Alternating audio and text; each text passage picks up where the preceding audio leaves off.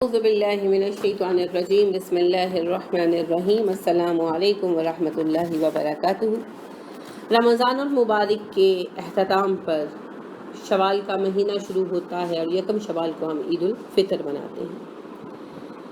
فطر کہتے ہیں کاٹ دینے کو، قطع کر دینے، تو چونکہ روزے کو ختم کر دیتا ہے نا شوال کا مہینہ اور یہ عید کا دن، اسی لیے اسے عید الفطر کہتے ہیں، الگ کر دینے والی عید، کاٹ دینے والی عید۔ شوال جو ہے یہ بڑا اہم مہینہ ہے، حج کے مہینوں میں بھی شامل ہے ایک طرف سے۔ اس مہینے کی یکم تاریخ کو ہم، آپ کو پتہ ہی ہے، عید مناتے ہیں۔ یہ اصل میں اللہ کے ہاں اظہار تشکر ہے اس بات پر کہ اللہ نے ہمیں رمضان کا مہینہ بھی عطا کیا اور رمضان کے روزے رکھنے کی توفیق بھی دی۔ اسی لیے رسول اکرم صلی اللہ علیہ وسلم عید الفطر کی نماز کے لیے جب تشریف لے جاتے تو اللہ کی بڑائی بیان کرتے اور تکبیریں کہتے، اور آج بھی ہم اسی پر عمل کرتے ہیں۔ آپ صلی اللہ علیہ وسلم تکبیرات کو باواز بلند کہتے ہوئے جاتے تھے، اللہ اکبر لا الہ الا اللہ واللہ اکبر وللہ الحمد۔ یہ معروف ترین تکبیر ہے۔ ویسے تو تکبیرات کے الفاظ کچھ بھی ہو سکتے ہیں۔ تو عید الفطر کی جو برکات ہیں بہت زیادہ ہیں، لیکن عید الفطر کے بارے میں جو رات کی عبادت کے رواج بنے ہوئے ہیں ان کی کوئی اصل نہیں ہے نا، کہ عید کی رات کو یہ نفل پڑھ لو تو یہ ہوتا ہے، یہ عبادت کر لو تو یہ ہوتا ہے۔ ان میں سے اکثر باتیں تو من گڑھت ہیں، جو ایک دو حدیثیں ہیں بھی وہ سخت موضوع ہیں، یعنی سخت قسم کی ضعیف حدیثیں ہیں اور ان میں بہت بحث ہے۔ آپ صلی اللہ علیہ وسلم کا عید کی رات کو عبادت کرنا ثابت نہیں، نہ صحابہ میں اس کا عمل پایا گیا اور نہ ہی کوئی صحیح حدیث اس کے متعلق ملتی ہے، لہٰذا یہ ساری چیزیں من گھڑت ہیں۔ عید کی رات آپ ویسے قیام اللیل آپ کریں، آپ تہجد پڑھیں، بسم اللہ، لیکن ویسے اس کی کوئی جو ہے علیحدہ قسم کی عبادت یا علیحدہ قسم کے نوافل نہیں ہے۔ یہ جو کہا جاتا ہے سورہ دخان پڑھ لو تو یہ ہوگا اور فلاں چیز پڑھ لو تو یہ ہوگا، یہ سب من گھڑت باتیں، ان کی کوئی حقیقت نہیں ہے۔ البتہ شوال کے مہینے میں 6 روزے رکھنے کی اہمیت ہے۔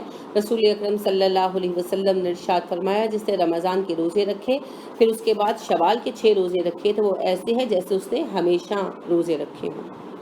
تو یہ جو شوال کے روزے ہیں یہ بڑے اہم ہیں، یہ حدیث میں پہلے بھی عرض کر چکی، اس لیے اس کا ریفرنس نہیں میں ابھی دے رہی۔ تو یہ جو ہے پورے شوال کے مہینے میں کبھی بھی رکھے جا سکتے ہیں، اس کے لیے کوئی قید نہیں ہے۔ یہ جو کہا جاتا ہے کہ عید کے دوسرے دن ضرور ایک روزہ رکھ لو، پھر 5 باقی جب چاہے رکھ لو، یہ من گھڑت بات ہے، اس کی کوئی حقیقت نہیں ہے۔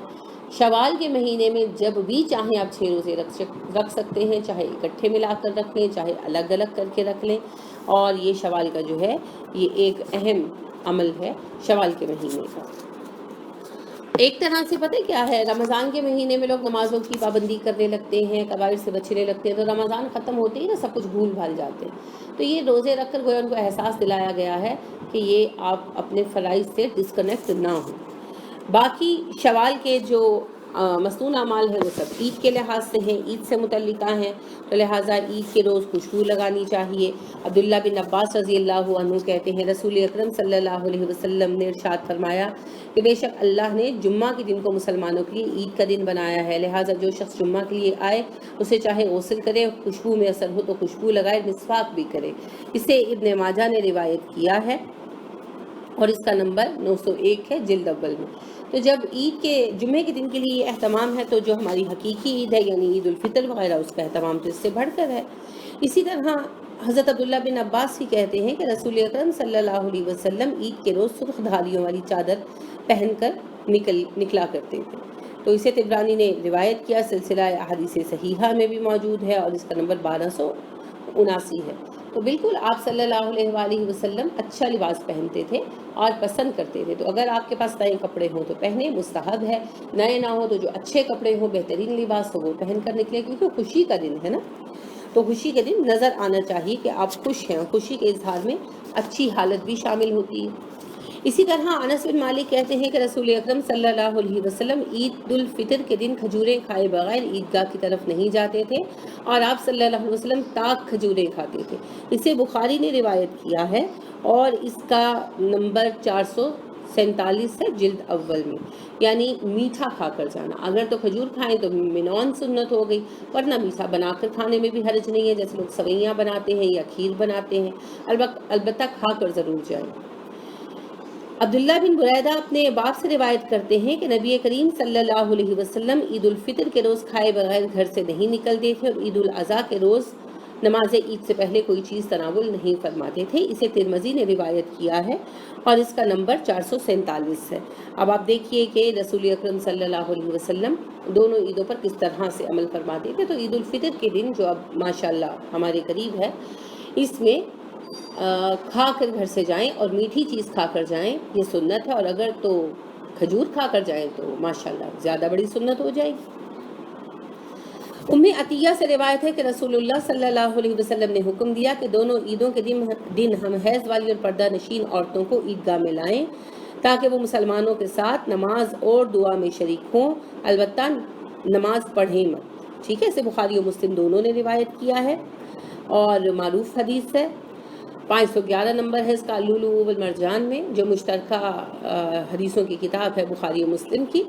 اب دیکھیے بات یہ ہے کہ نماز عید کی اہمیت اتنی زیادہ ہے کہ آپ صلی اللہ علیہ وسلم نے حائضہ عورتوں کو بھی آنے کا حکم دیا اور کہا کہ وہ نماز میں تو شریک نہیں ہو سکتی، البتہ تکبیروں اور دعاؤں میں مسلمانوں کے ساتھ شریک ہوں۔ عبداللہ بن عمر رضی اللہ عنہ فرماتے ہیں نبی کریم صلی اللہ علیہ وسلم عیدگاہ پیدل جاتے تھے، پیدل ہی واپس تشریف لاتے تھے۔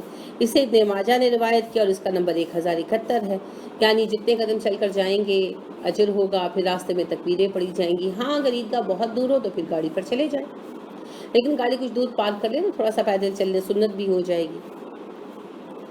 عبداللہ بن عمر رضی اللہ عنہ عید کے دن صبح سورج نکلتے ہی عیدگاہ تشریف لے جاتے اور عیدگاہ تک تکبیریں کہتے ہوئے جاتے اور عیدگاہ میں بھی تکبیریں کہتے رہتے، یہاں تک کہ جب امام خطبے کے لیے ممبر پر بیٹھ جاتا تو تکبیریں پڑھنی چھوڑ دیتے۔